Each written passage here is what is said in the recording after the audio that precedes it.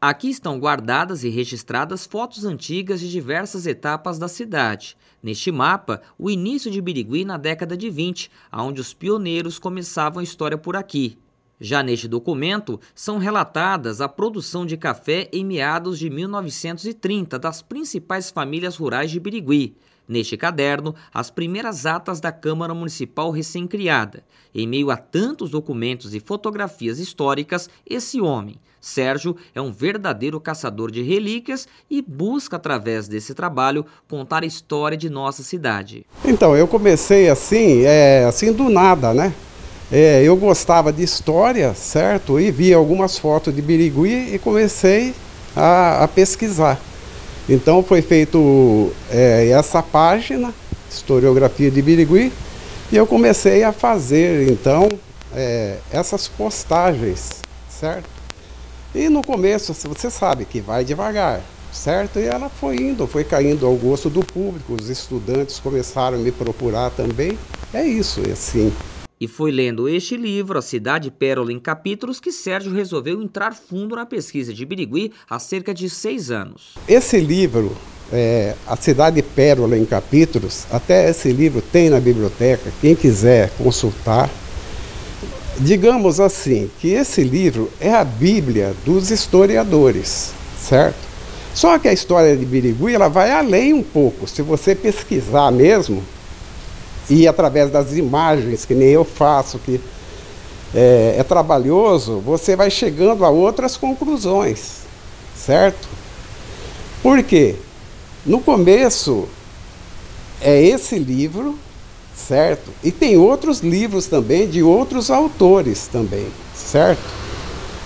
Que são lá de São Paulo, são autores lá, agora não me lembro o nome, certo? Que era sobre as rodovias, entendeu? Então cita Birigui, tudo isso. Então eu acho assim que essas são as partes assim que eu acho que foi daí, certo? Agora, para a pesquisa histórica de Birigui, tem esse livro, certo? Tem outros livros que foram a partir desses livros, certo?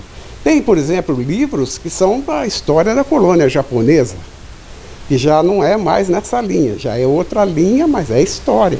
É uma história bonita, certo? E tem também, fora isso, existe o manuscrito feito pelo Nicolau da Silva Nunes. É a próprio punho, certo? Ele escreveu numas folhas, daquelas folhas que tinha, vamos supor, era a cor de rosa das lojas, que tinha o fitilho, que fazia aqueles embrulhos, sabe? É escrito lá. A letra é uma letra cursiva, é uma letra muito difícil de você entender, porque não é assim tão bem feita, né?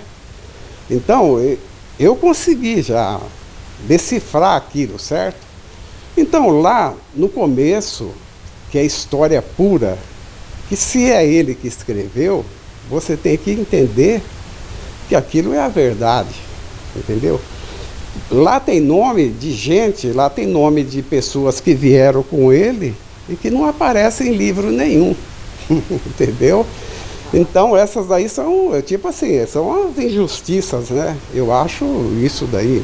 Prédios como esse aqui no centro da cidade de Birigui contam um pouco da nossa história, mas não é somente os prédios. Nós temos momentos marcantes, como por exemplo o Carnaval de Rua e o Carnaval do Gigante de Fátima, que marcaram épocas. Temos também o esporte, através do BTC, do Biribol e do nosso tricolor, o Bandeirante Esporte Clube, com jogos marcantes.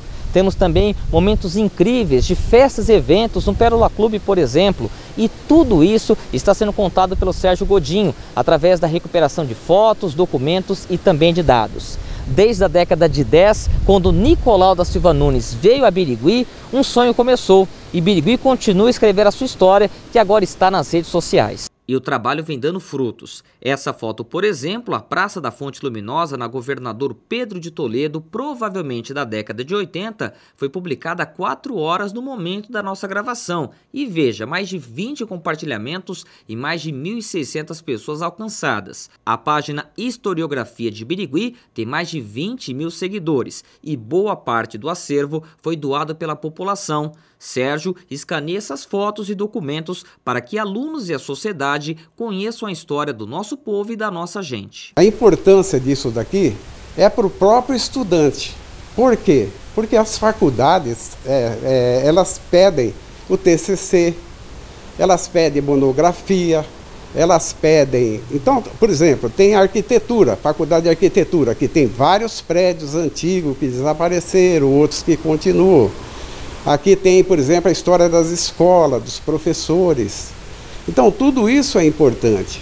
E quando eles pedem, quando o professor pede para o aluno, ele não tem fonte. Onde que ele vai? Ele não tem fonte. Então, aqui é um banco de imagem que vai ficar para eles, né? E para os próprios filhos da gente, porque muita gente, parece que não, mas muita gente gosta disso, entendeu?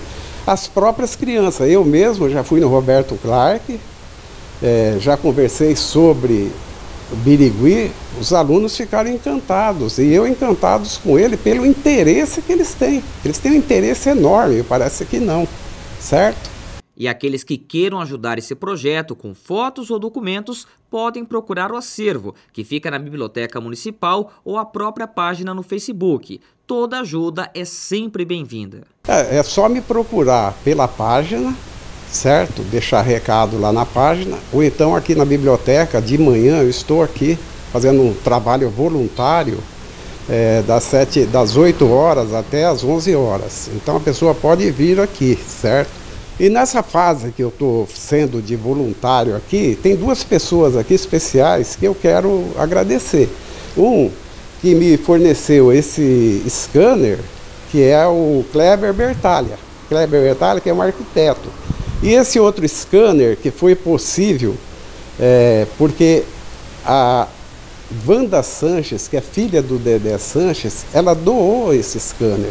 Então, esse scanner está servindo para mim digitalizar esses livros. Tanto é que eu coloquei uma lista de cafeeiros aí, tem 6.000 visualizações, e muita gente quer saber onde que ela pode, entendeu? Então eu vou digitalizar tudo isso através dessa. Se não fosse ela, então eu agradeço imensamente, tá?